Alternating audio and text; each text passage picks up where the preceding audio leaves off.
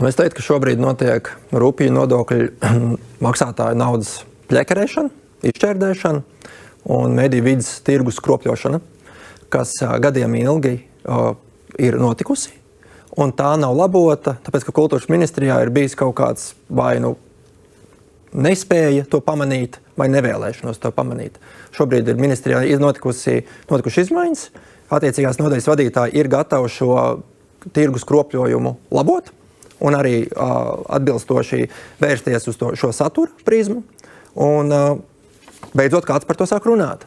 Paralēli šim es redzu, ka acīm redzot Jurēvits kungs un Augļa kungs ir vai nu viņiem ir melots vai viņi ir maldināti, jo šeit nevar būt runa ne par kādu pakāpeniskumu. Tā iemesla dēļ, ka nevienam nekas nav garantēts. Ko tad kāds var zaudēt, ja nekas nav solīts? Tas rada pamatotas bāžas, ka šeit ir nepieciešama konkurences padomes iesaist. Politiķis nemaldina, mums pašiem galvas ir tomēr. Bet acīm redzot, jūs teiktais liecina, ka kaut kas acīm redzot, jūs kaut ko nesaprotat, kas ir un ko jums saka.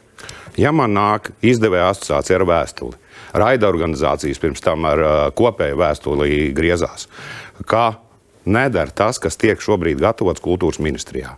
Man ir jāstāv mierā un nekas nav jādara. Ja ir izmaiņas saturā nepieciešams satura kvalitātes uzlabošanā, ok, bet tad izējam un izrunājam ar nozari.